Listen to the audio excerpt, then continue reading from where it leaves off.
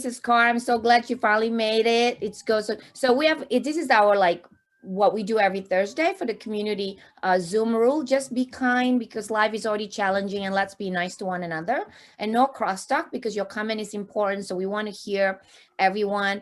Everyone will be muted except for the speakers to avoid hearing background noise. Only unmute if you're asked to unmute by the moderator, and type your questions in the chat because if we don't get a chance, Derek and I will read the questions. So please type your questions in the chat, and the moderators will try to support everyone. And no bullying, no mean words. Everyone is equal here.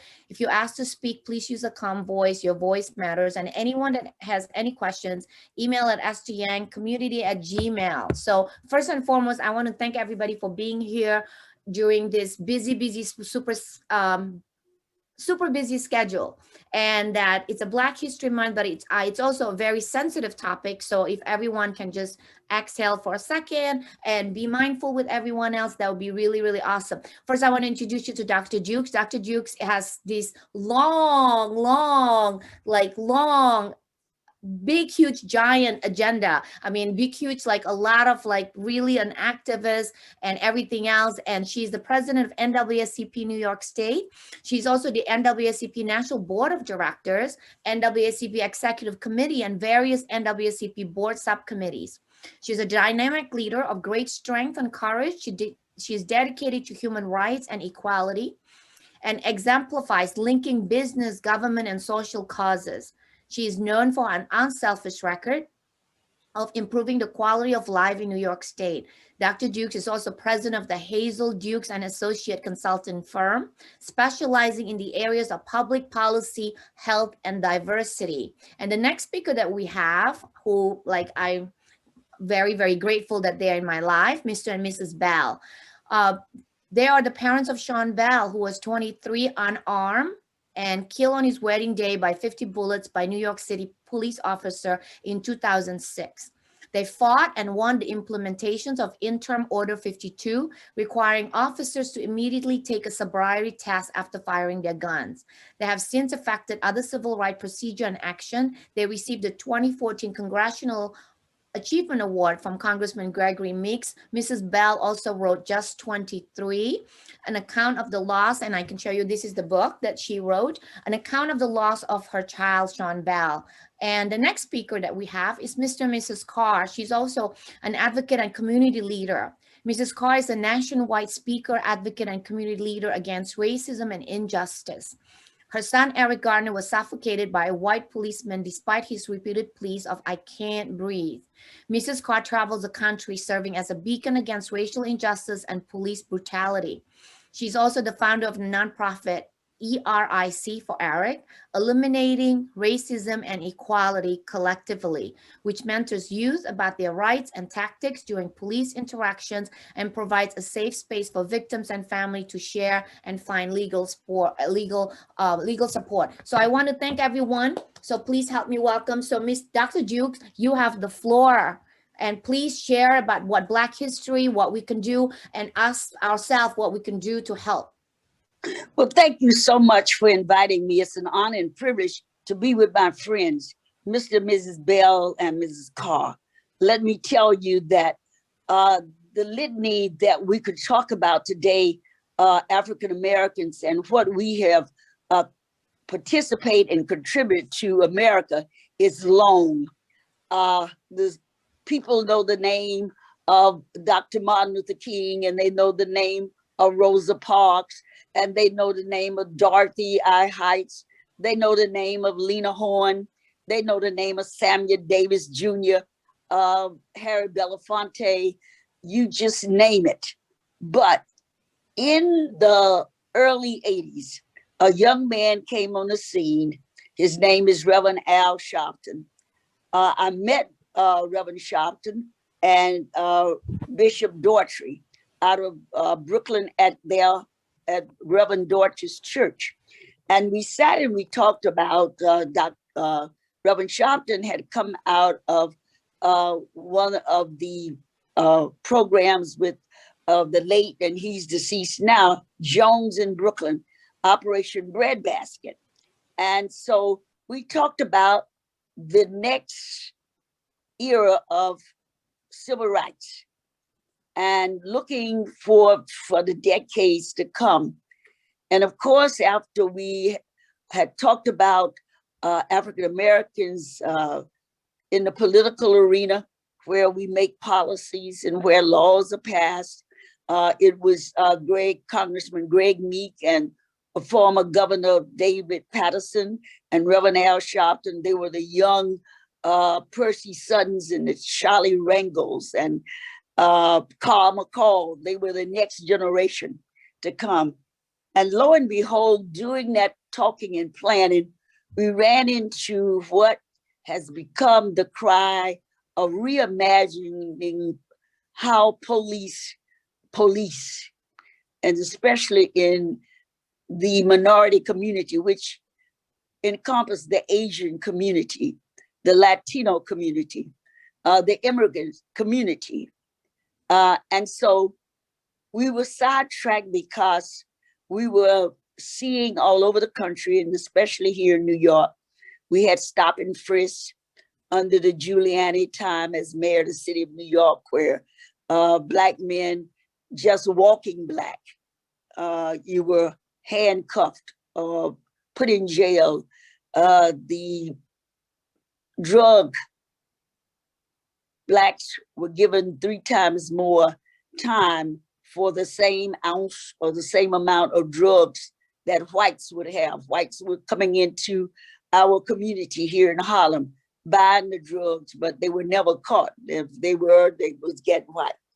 So we had to turn our attention, and especially the night of Sean Bell, I remember very vividly that next morning, I woke with a phone call from one of my friends who's in the police department to tell me what had happened that night.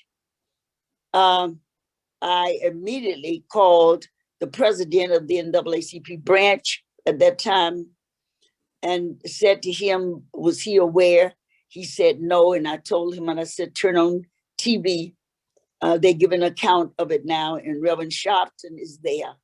I reached out to Reverend, and one of his aides answered the phone, and I said who it was, and he called me sister.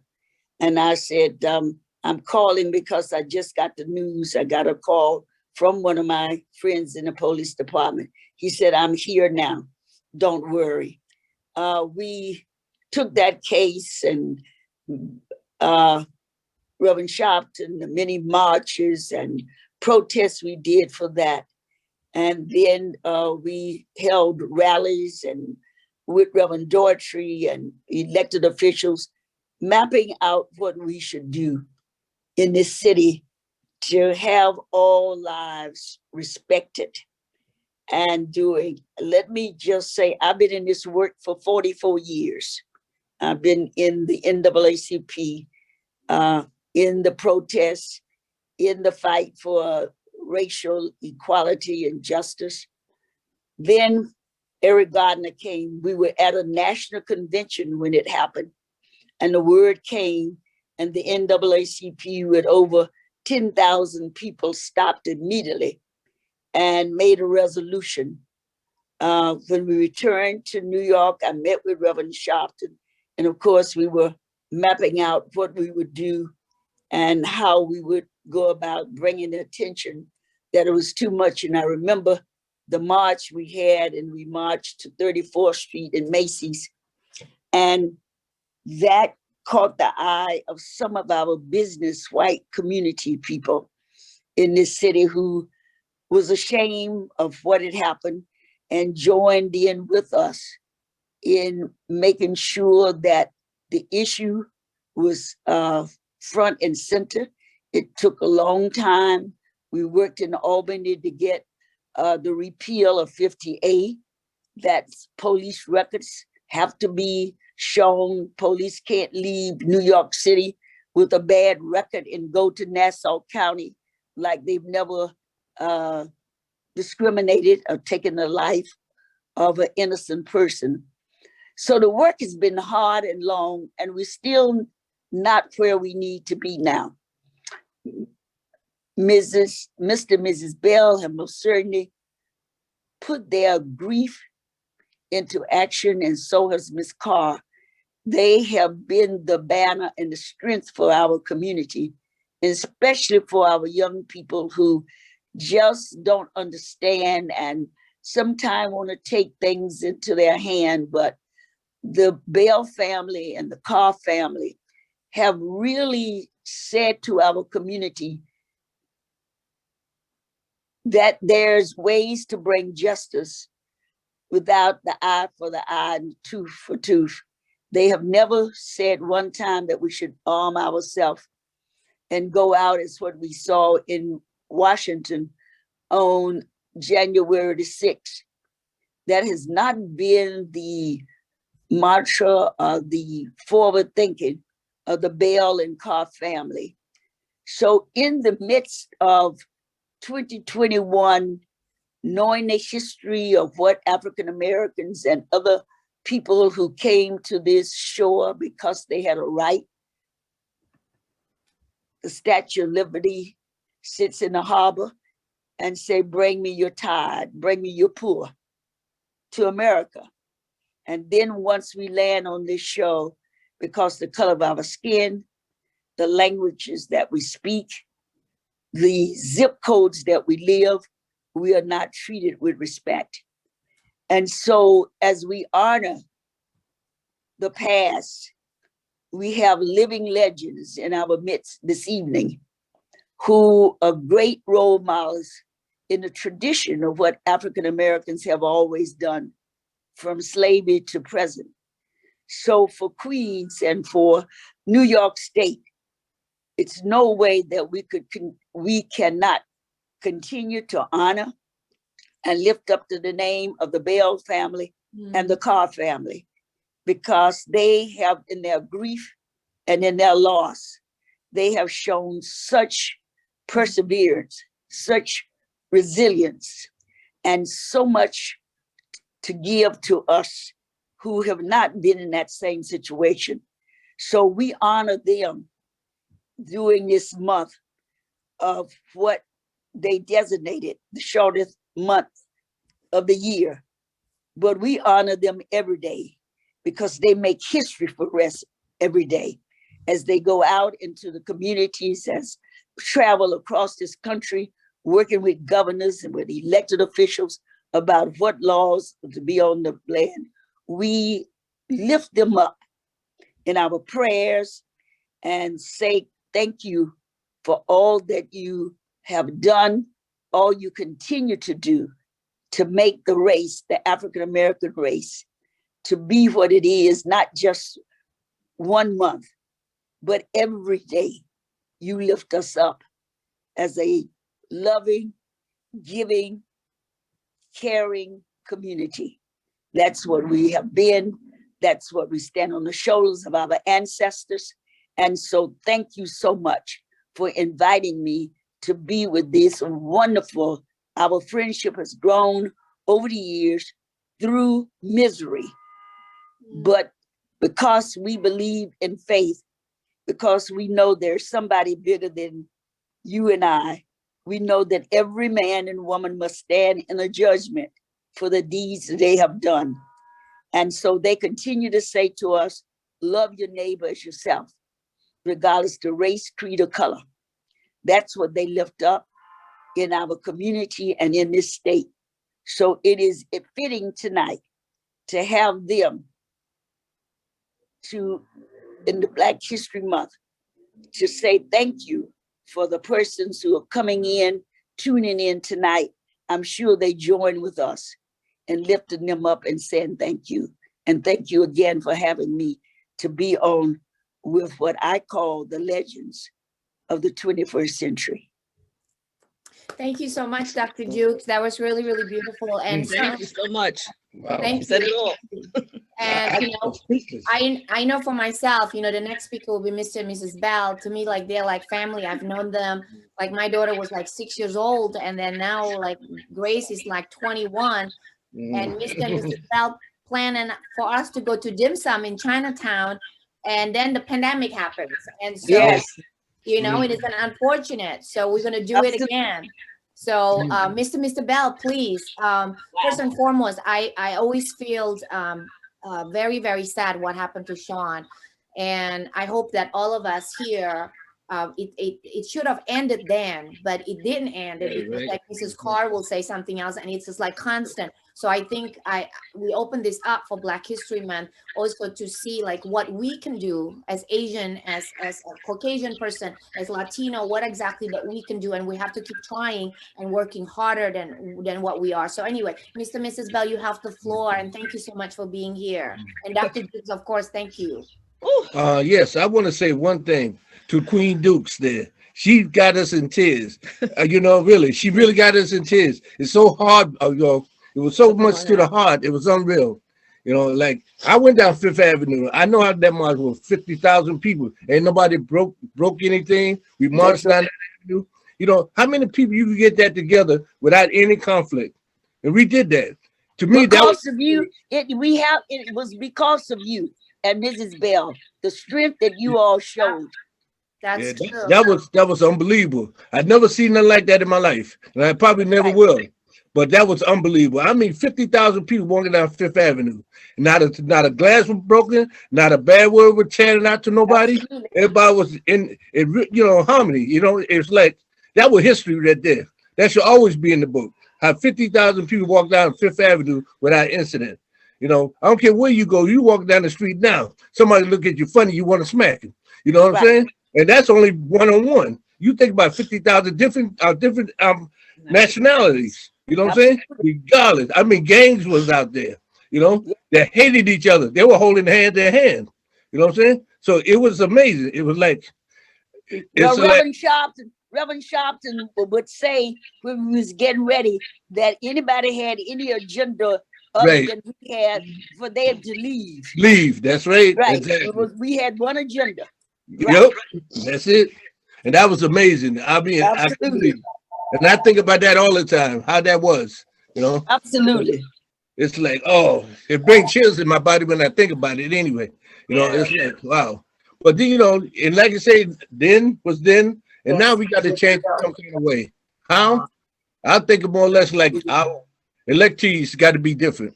We got to get to them. We got to pick the right people, the judges, the prosecutors. That's what we need to change for others to get justice.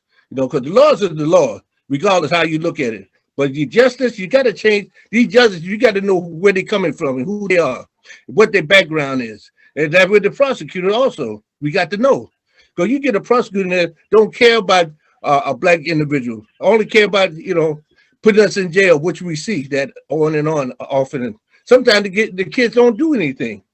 And like Queen Duke said, again, the young people, you have a white and a Black do the same crime. The Black could do 20 and the white would get off with probation. So how is that fair? But when we going to stop this? That's our issue. When we going to stop this? We got to get the people in office to change. Because for us doing what we do, we go back there every day. Once they get behind that judge and that prosecutor, we don't have a chance. That's our issue. That's our main issue. Because we can fight. We fight every day. Just to get up, we fight. When you open your eyes, you're like, oh man, now I can breathe, I'm alive. But what you gonna do after that? Well, that's why from your work and Mrs. Carr work, the governors have said that every law department must submit to him by April 1st of each year how we reimagine policing. Exactly. That the money that the state give to prosecutors, to judges, to sheriffs, to whatever. He said, and so we've been working with that. I've been Zoom call all over the state. Matter of fact, there's an article in the long Newsday today where one of my NAACP people told them, we don't want no newsletter. We want change in the police department. There you go. Exactly. Right. That's without a doubt. Well, we're getting that because of your work and Mrs. Carr work. We'd have never got to this point where we are with reforming if it hadn't been for you guys. Thank you. That's a fact. Thank you so much. Yeah. So Mrs. Bao, Mrs. Bao actually wrote this book, just 23. And Yes. if you want to get this book, just send me a message and I will give it all to Mrs. Bao. So Mrs. Bell, would you like to add something? I know as a mother, I mean, I can't even imagine where you are, I mean, that's just a horrible, horrible thing, but would you like to add something? Well, just thank you for having us. As Oh, they say, Black History Month, but Black History is every day. yes. As the family should continue to talk to the history to their young ones. That's how we can continue to learn, because they don't have it in the system like we want. But families is where it start first. I'm just full because what Mother Queen said, I'm sorry, Queen. I call it Queen. I know Queen Duke said, I thank you so much. She said it all. And I just want to read something. Yes. I know sometimes I can't remember everything, but I like to read it to make sure you hear it and get the point. And this is something that I wrote 2 years ago with my co-author, Keisha Walker, in Just 23. And it says, Sean Bell on February 18, 1983, not of a natural childbirth, but cesarean. They gave me exact due date for his birth. I had no labor pains, but on November 25th, 2006, my labor pains were upon me. I had always wondered, why me, Lord? I have to remind myself that God is in control of our life and death. I can remember a child saying to me at a funeral, she said, we are born, we live, and we die. After hearing this scripture came to mind, Jeremiah 1:5. I knew before I formed you in your mother's womb. So through his word, I could stand strong and tell you about our son, Sean Bell. So I dedicate this history for my son, Sean Bell. He wasn't just a man with good looks and stature, but a young man who had a potential. God has given him a gift in being a baseball player and anointed his hands to have a trade in doing electrical work. At the age of 6, he hit a baseball over the train tracks in Ozone Park. It was a powerful pitcher, fielder, and center fielder, left fielder and center fielder. He carried his gift of baseball from age 6 to 20, playing with little leagues through junior high school, even scouted by a coach from John Adams High School, winning the national championship for high schools in 1999. He also continued his love for baseball at Nassau Community College for one semester. His anointed hands for the electrical work started at the age 13 because he took apart a radio one day and he was determined to put it back together. He was the type of child that would never give up. His favorite saying was, "Ma, I got this." Even when he failed his Regency test in high school and he couldn't march down the aisle during graduation, Sean was devastated. Being the man that he was, he didn't throw in the towel. Sean went to summer school, passed the test, and he graduated, getting a diploma in September 2002. He worked various jobs just to support his family. His dreams were about to manifest, receiving a call from the Dodgers at his bachelor party to join them on their baseball camp and to join the electrical apprenticeship class in January 2007. But they came like thieves in the night and stole his life on November 25th, 2006. So I dedicate this Black History Month to our son, Sean Elijah Bell. And thank you all so much for listening. I appreciate you, Esther, for doing what you're doing. And I always say we are people made of skin, bones. If you cut me, I'm going to bleed red just like you. So all this thing about Black and white, it should not be so today because we came up from a long way and it looks like we're just going back. But as a people, we have to stand together. We have not to fight. We have not to fight each other, no matter what race or creed that we are in this world together. So God created us all to do the work for him and to believe in his word. So you can go on and stand firm and continue to do the work. Yes, we say vote, but not only vote. Know your councils, know your assemblymen, know your congressmen. You have to be on their backs because they're the ones who are in the government with the president. So we have to go to them, knock on their doors, get their phone number. And that's what I do. Because I can call up anybody in my district. They will return my call and listen to me for the things that I have to say. God bless you all. And thank you for listening. Oh, thank you. Thank you so much, Mr. and Mrs. Bell. And I know that for me, you are like my prayer warrior. And I think I just wanted to be clear up too. So when things were happening with Sean, they were like saying that Sean did this, Sean had this, but none of them is true. So I think we as an audience and as we need to be aware of that. And I think Mrs. Carr can say it much, much more better because Eric Gardner was college educated and all they putting like one thing on top of the other, and none of them was the truth. So Thank you, Mr. and Mrs. Bell. Of course, thank you, Dr. Dukes and Mrs. Carr, please. You know, I know that Eric was in Staten Island, and we really want to know more about Eric and what the police lied about it.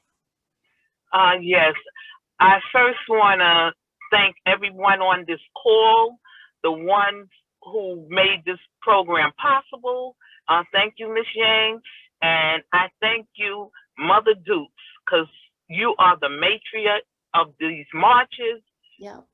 You have been there through thick and thin. I always could count on you, and I just thank you for your work, because without your work, I don't think that a lot of these things that we have accomplished would have been accomplished.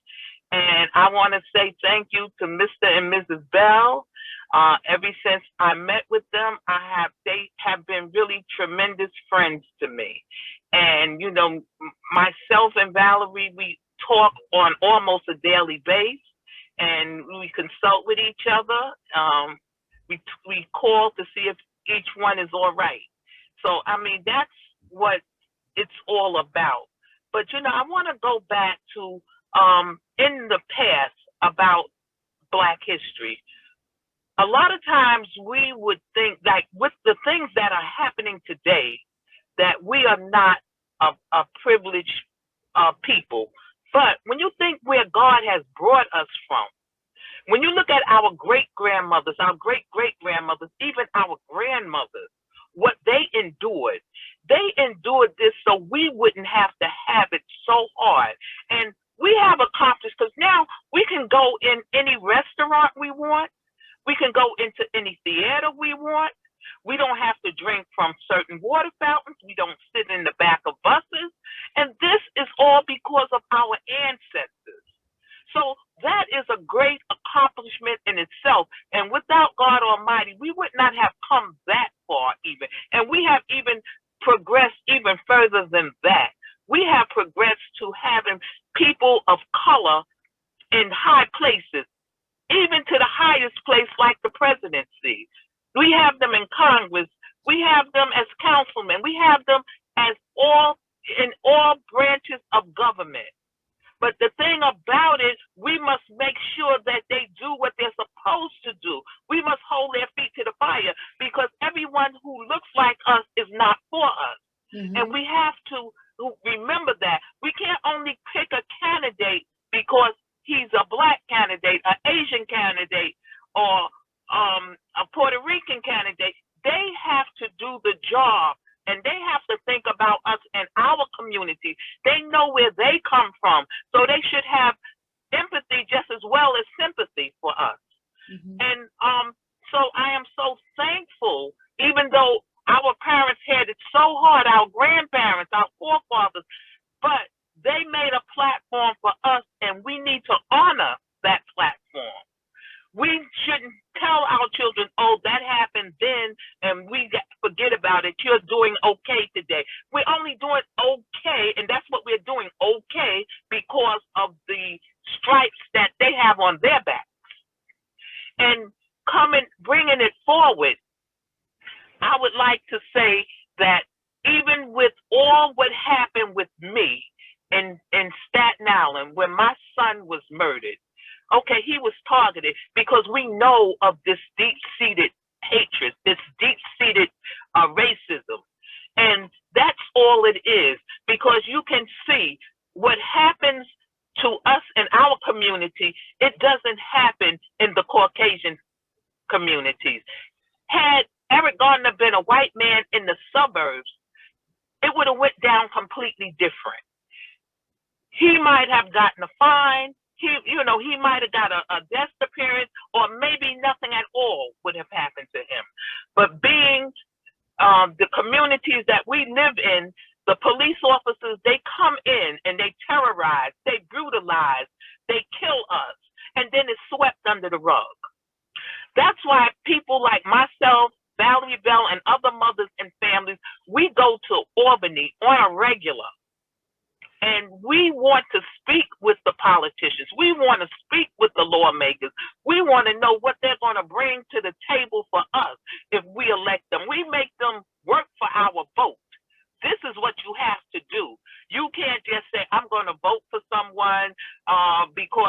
he's a household name. You can't vote for someone because he's a black man. You just you have to do your homework and look at the person's track record. And what you do is say, well, what will he do for me? Will he answer my call after he's elected? Can I depend on him? What is he doing in his community and in our communities right now? Not after you get elected. What are you doing now? And these are very important questions. These are questions that we need to ask and have an answer before we pick a candidate.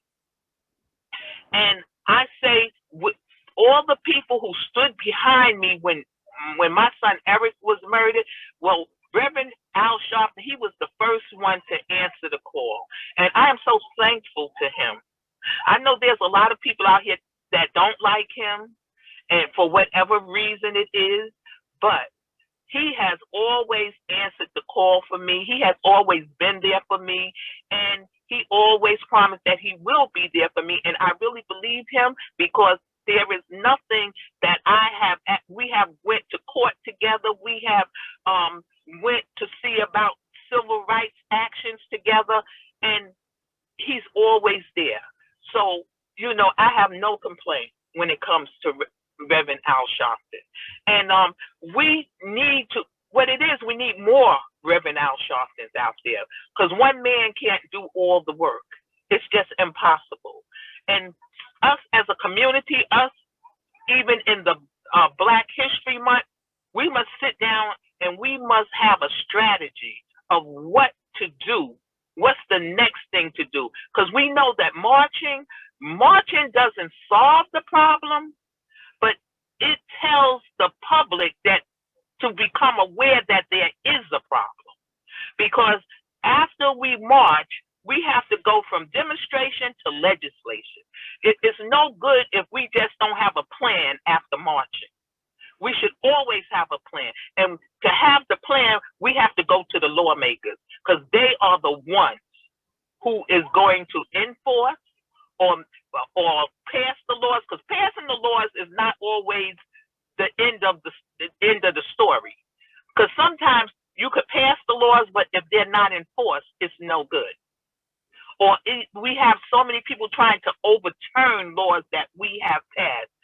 Valerie knows we have went to bat to get the 50A passed, to get the right to know, the Safer New York passed, and we did it with different groups, like the Justice Committee. We did it with CPR. We did it with religious groups, and it worked out. I got the Eric Garner anti-chokehold law passed because we commune together. This is not a one person's effort. We have to commune together. So this is what I see in the future. I see in the future that since we have gained knowledge of where we come from and where we are and where we are about to go, we should use that knowledge and put it to work and let the nation know, hey, if we stand together, we can live together and we can fight together and we can make this a better world. Like myself, I endorse people, but I endorse people who I believe in.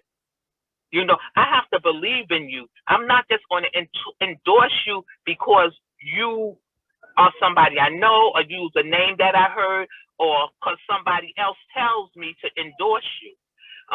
Just like with the government race, yes, I endorse Ray McGuire because I feel like we need a fresh start. I feel like we need someone in politics that's untarnished.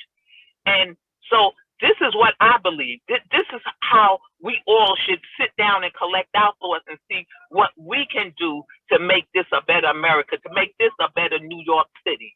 And I think if we do that, you know, we are going to do better in the future. It's one step at a time. We want justice, but justice don't come overnight. And we can't just ask for justice. We must demand it. Thank you.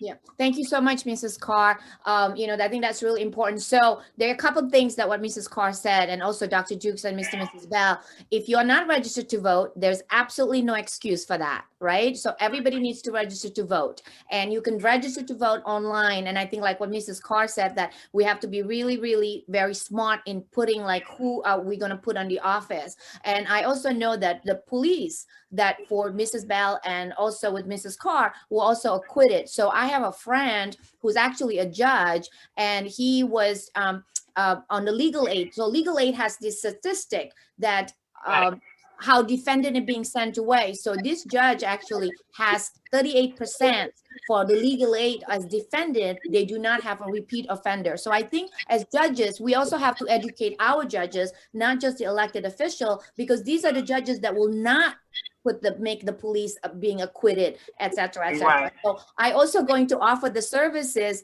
for Justice Sunak, because one, he's a friend. And if anybody, for the youth and the young ones, if you want to intern with his chambers, he is gladly will do that. And if he doesn't, I will make sure that he does that. So Judge Snook, do you want to say anything? Because I know that you will do right. And I know that I'm always very critical of you to see like how the defendants are being in front of you and making sure that you have resources and educate them instead of just, because prison is not the answer. And being acquitted, like with your experience, Mrs. Bell and Mrs. Carr, are not the answer. So Judge Snook. Thank you, Esther. You know, Esther is our good angel on our shoulder all the time. So it's a pleasure to be with you. And what an honor to be with standing in the shadow of giants, Dr. Dukes and the Bell family, who I love very, very much, very dearly. And Mrs. Carr, your words were so deeply felt. Yes, it's something that, like what Mrs. Carr said, we have to keep talking about it and keep telling the story. You know, in my tradition, we celebrate Passover and we tell the same story every year about leaving bondage, coming into freedom. And the reason you have to keep on telling the story, we have to keep on getting out there, speaking to our public officials, speaking to our elected officials. When I was in criminal court, I noticed, and I didn't come from a criminal defense background. I was a commercial litigator during my career before I was elected. And I noticed this imbalance of African-American defendants, Latino defendants, defendants of color. I have to tell you, I was dumbfounded by it. 80%, 85%. And I turned to the uniformed officers and said, has anyone noticed this? Is there some reason why we see so many young men, young women too, being brought in from the minority communities? And you know what they told me? They said, Judge, no one ever asked us that question. And I was shocked. No one was talking about it. No one was talking about it.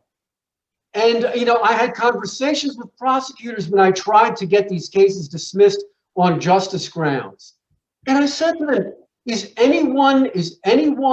are you asking NYPD, who you work so closely with, why, when you go to communities of color, Harlem or wherever, you see this huge police presence, which you do not find in other areas of our city? Why? We have to tell the story. We have to talk to people. I never got a good answer. And I said, I have to tell you something. And I spoke to many assistant district attorneys. I said, I have my eye on this.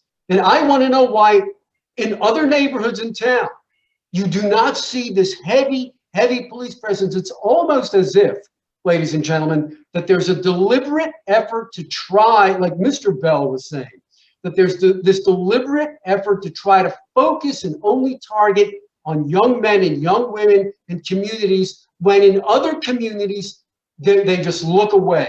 We have to get that stopped. I'll tell you something else. We heard from some of our speakers, from Dr. Dukes and from Mrs. Carr and from Mrs. Bell, that, you know, we have to, it's wonderful to march and to be out there and to tell the story. but we have to make sure we have legislation that goes behind it.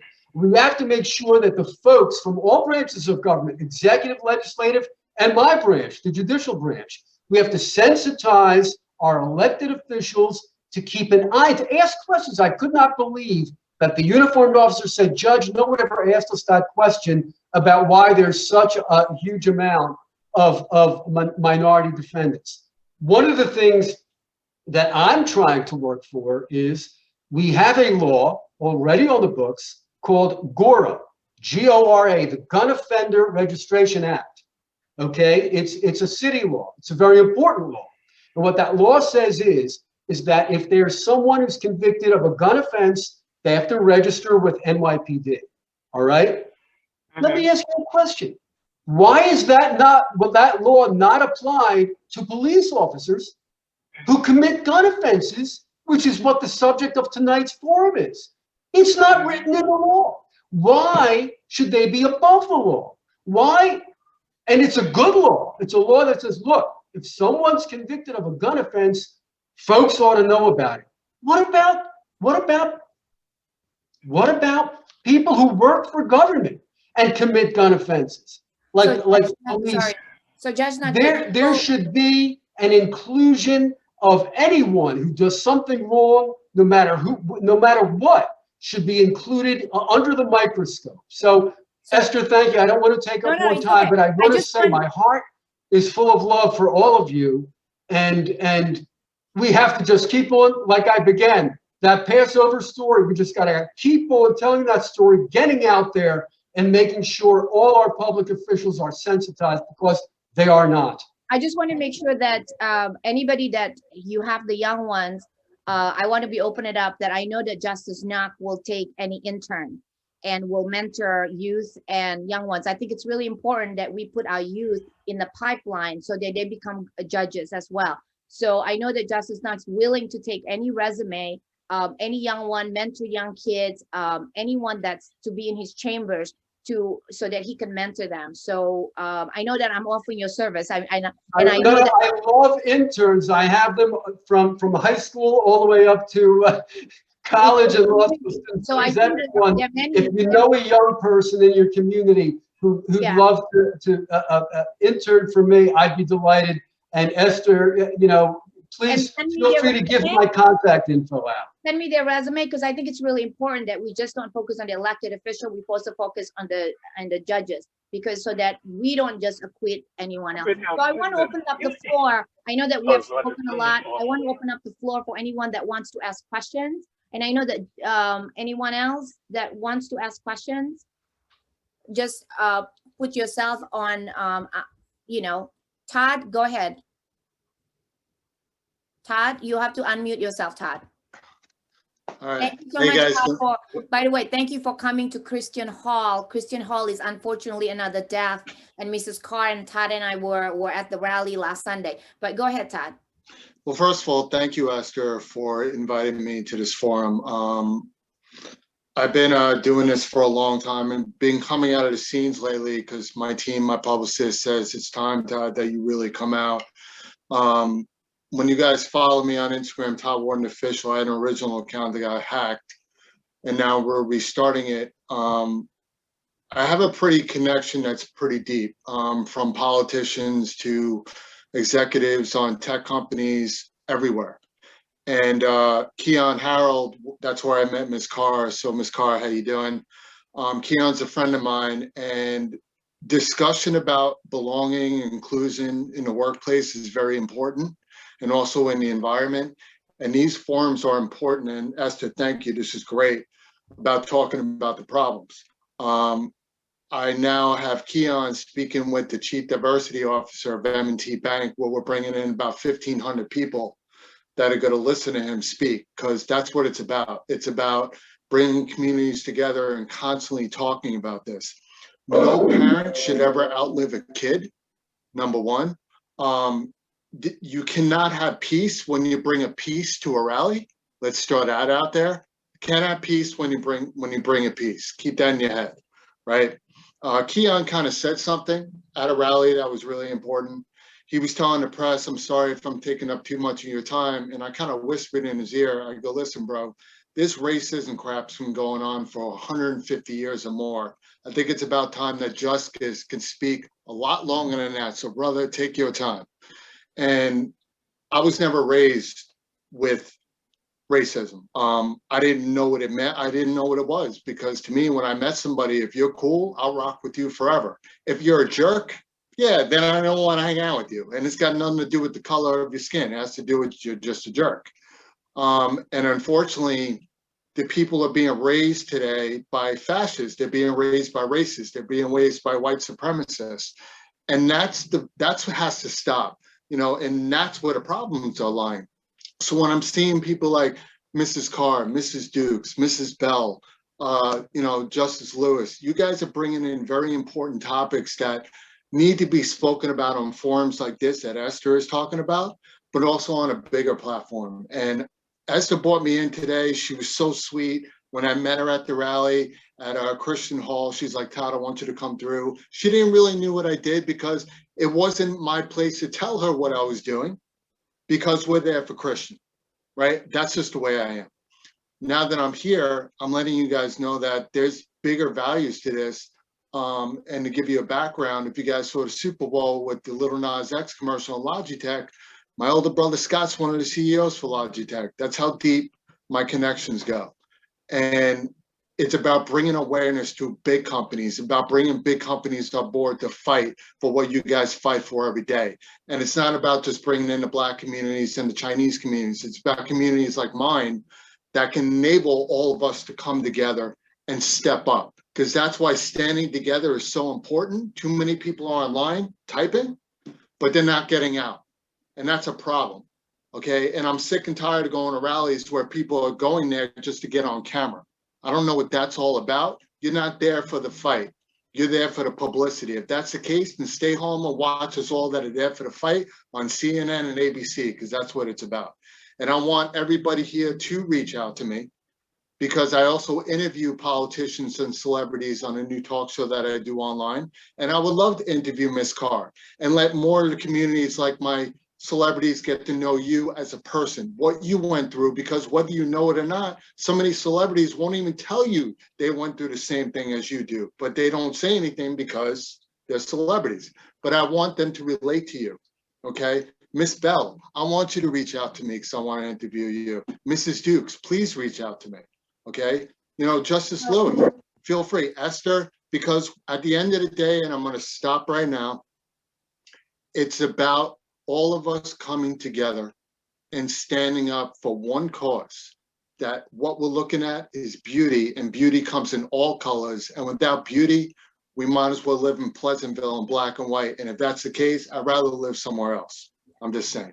So I think it's really important for all of us, right? So it's not just like what Mrs. Bell said, it's just African American, or it's not just Asian. I think we also need the Caucasian and every other race to be with us and fighting for this cause. And like Dr. King said, injustice somewhere is injustice everywhere. So I know that Anthony Dolce has one that we also have to focus on, like, you know, like fake police report and people making like, you know, like walking while black, eating while black. I know Anthony experienced that for people filing police reports. So Anthony, 1 minute, what would you like to say about that? So I think it's important that we have to nip it at the bud for every craziness that's happening and not put up with any racism. I know, like for myself, for Asian, like people will ask me, hey, Esther, when is my laundry going to get done? I mean, I know it's very like slight, but to me, it's like, I don't even do my own laundry. So why would I, you know, like stupid comment like that, or making like bullies in many different form, and racism comes in many different form. I know, but Anthony really worked hard on false police report. And I think that we need to talk about too. And it's very important issue. So Anthony, you have 1 minute. Good evening. Thank you, Esther. Nice to see everyone this evening. Some of you might not know that a former real estate development named Dorchester Tower, where I used to live with my husband a few years back, filed over 31 documented police reports against my family. And they used police as a form of harassment And more than half of these 31 police reports were false police reports that had me placed either in jail or taken to Bellevue or Mount Sinai mental for psychiatric ward on 10 occasions. So I fought through a criminal court case for about a year, and last August, I finally got the case dismissed. And ever since then, I've been advocating for other families that have been impacted by false police reporting by civilians and law enforcement. And I'm also working with a friend of mine, Dr. Tawana Guilford, on a new initiative, and you can find it on change.org, which is Stop False Police Reporting, to see some of the provisions that we want to add to the current 911 false police reporting bill. And I'd also like to share that it's very important who we elect this year, not just to, city council, but the district attorney's office, because, police officers have to be held accountable for false police reporting just the same as civilians. But if you take a look at the recent case with Amy Cooper, if we cannot convict a civilian who is in a video committing a crime of false police reporting, that is a severe problem. It sends the wrong message to victims like myself who've been wrongfully arrested, people who have been wrongfully incarcerated or wrongfully deported due to false police reporting. So I'm going to keep talking about these issues. Thank you, Anthony. Yeah, thank you. Thank you. So I know Danette wants to speak. So Danette, you have 1 minute. Danette Chavis. Hi. Thank you for giving me the opportunity to speak. Hi, Valerie. Hello, Gwen. I hope I don't ramble. This is a very passionate issue for me. I met Valerie shortly after I lost my own son at the hands of police. And I'm listening to everyone speak about a united effort, as they do in many forums like this. But I wonder, if we're really giving serious consideration to a nationwide effort, particularly in light of the fact that much of the legislation being passed, it has done nothing to hold police accountable. We ask for special prosecutors and they don't prosecute. We ask for cameras and police officers turn them off. Even with evidence of a murder being filled, we still have to get in the street and march just for a simple arrest, as in the case of George Floyd. So I'm saying to really, really consider, a nationwide effort. It's something I myself am pushing forward by way of a petition, hoping to use it to galvanize a nationwide action. We currently have over 1 million signatures and growing, but it needs support, particularly by those directly affected. I also want to address the issue of uniting when it comes to fighting for justice. I sincerely believe that there can be no true accountability or no justice absent the truth. That entails dealing with the part that racism plays in the system and the things that police are allowed to do. I heard the judge speak about the law, or other people speaking about the law, but I'm sure the judge himself can agree he can only rule based on the law. Despite what he may feel about it and know about it, he himself is obligated to rule in accordance to the law. And if we don't have laws that do the job, or we go through all of this effort and resources to pass the law, and then the law isn't enforced, it's a work in vain.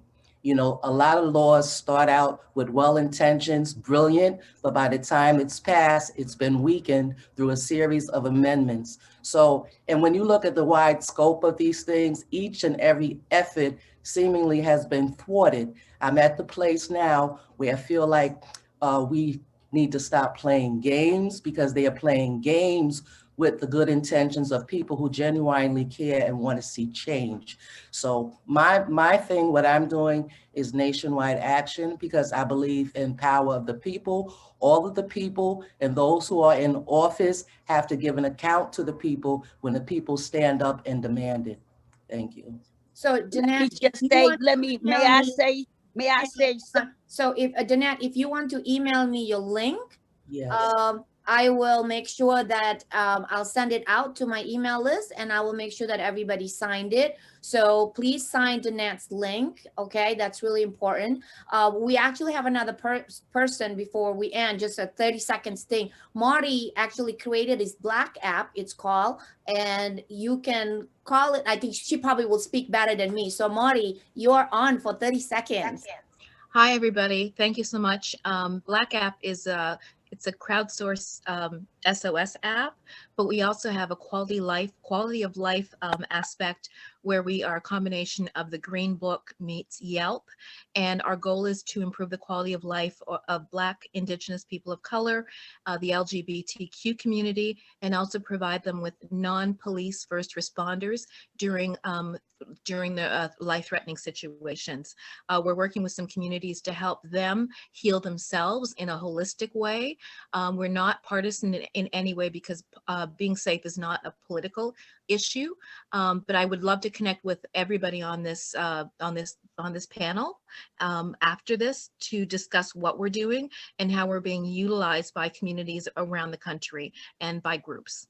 So Marty, if you can email me, I can send it out. So she just created and this app, she and her husband created this app, and I thought that's a nice app to keep our kids safe, because we don't want to go to, like what Todd said, we don't want to go to any more rally, and certainly Dr. Dukes don't want to start another rally or another protest and all these things. We don't want to go to protest. We want to make things happen, and only to do that is that we have to be very, very collective. I know that Senator Brett Hoylman office, both of them are in here listening to this, because he's very he has another conflict, because if not he would have said something, because Senator Brad Holman really, really believed in unity, because for him, as being a gay senator, he's gone through the same racism as anyone else, and having raised 2 daughters, he's also facing that. And so I know Senator Brett Holman wanted to be here, but he couldn't be here. But that would be, so I think it's really important for all of us to be like what Dr. Duke said, what Mr.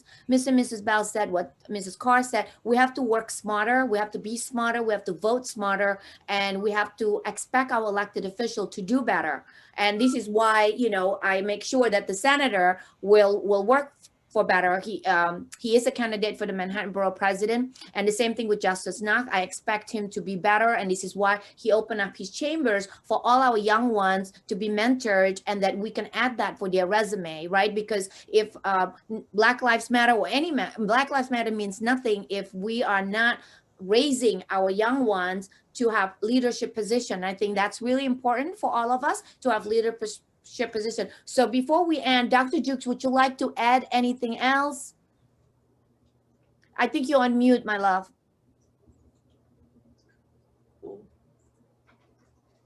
Yes, I would like to say thanks again for inviting me, and for me to have a chance with virtual setting to see Mr. and Mrs. Bell and Mrs. Carr. Everyone did a great input. There is a bill that is in Washington, D.C., that the president, while and Mrs. Carr knows this is Mrs. Bell because Mrs. Carr was there, he went to visit the Floyd family. There is a bill, Reverend Sharpton, Moriel, and the National NAACP, the NAACP Legal Defense Fund, the lawyers, and we must tell you there's a young woman that we have reared through the civil rights movement, is to be confirmed. Well, she'll go through confirmation to become the Deputy General Counsel for the area of civil rights in the Department of Justice. We know Kristen Clark. She is a New Yorker, born in Brooklyn by immigrant families from Jamaica. That bill is there by Biden when he was running for president. He visited the Floyd family.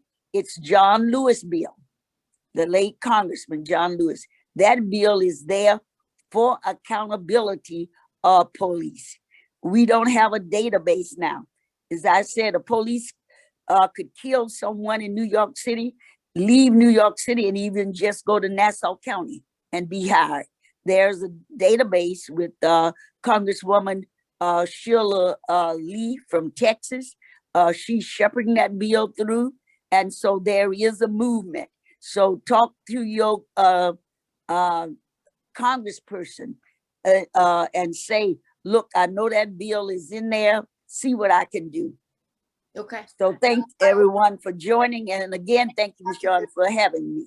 All right, Mrs. Bell, do you have any other words that you would like to add? I will contact the Congresswoman Lee and see what we can. Good. I've served with her on the National Democratic Committee. She's great. Okay, I will reach out to her. Mr. and Mrs. One, Bell. one last word. I was born in Alabama in '53. My mother always taught me, don't look at the person, the color of their skin, feel their heart. And I always believed in that. Don't be looking at the color of the skin because that's president. And we were born in a president era, in '53. You think about how bad it was with Wallace and these people here. But she always taught me, don't think about the color of the skin and the way people are. Look at their heart, regardless of the color of their skin. That's all I'd like to say. Thank you, Mr. Bell. Mrs. Bell? I would like to thank you again, Esther Yang, for having us. Who I love. Queen Dukes and Gwen Carr and all others who came on. Danette Shevers, I can't call you all name out. Mother Badu, we just have to stick together to do what is right.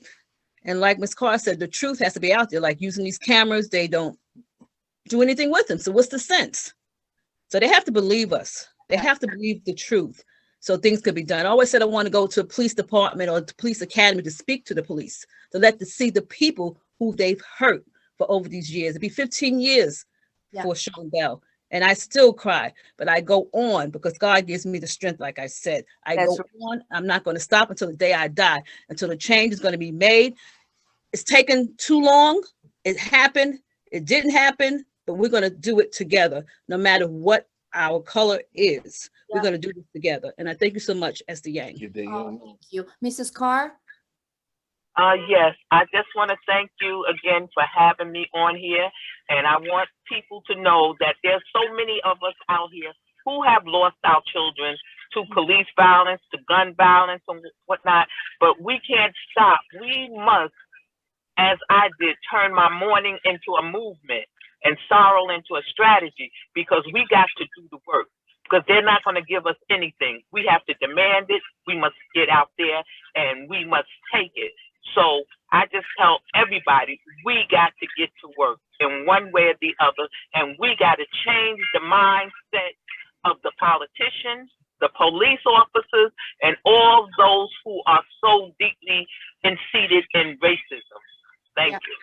And so just to remind everybody what our the late Congressman Lewis said, is that good trouble. So I hope that all of you will start doing good trouble and to make this work, to make this world better, and really look into your elected official, demand everything. And Danette, you are going to send me the email so that I can send it out to everybody. And the same thing with Marty, I'm going to send it to everybody about what to do. Mr. and Mrs. Bell are going to create a not-for-profit. We're going to send you guys a GoFundMe link so that they can fight for the cost, because 15 years is way too much, and 50 bullets, one bullet is way too many. We have to end this nonsense, and especially what's going through with Mrs. Carr and Dr. Dukes. I want to thank you so much for all your hard work. We will reach out to Congresswoman Lee and to see what we can do for everybody else. Everybody be safe. Have a wonderful night. Esther, 1 minute. Good Thank you. Bye, everybody. Thank you so Good much. night. Good night, everyone. Good night. Good to see you. Bye. Thank you so much, Justice Knock. Bye-bye. Thank you. Senator Brett Holman, thank you so much for joining us. See that number? I just saw onion. Oh, you did? Mhm. Good night, everyone. Good night, everyone. Good night, everybody. Bye. Good night, everyone. Good night. That was a terrific forum. Thank you so much, Naomi. An honor to be part of it. Thank you so much. Lawrence, thank you. Yeah, thank you, everybody, for being a part of it. Yeah. Bye. By the way, Lawrence. Bye. make sure you guys Bye. contact me, 646-806-6088. And it's in the chat. Thank you. Thank you. guys. Bye-bye. Bye, Esther. See you tomorrow. Bye. Thank you, Kate. Thank you, Richard and Lawrence, and and Danette. Bye, Delana. Bye, everybody. Have a wonderful night.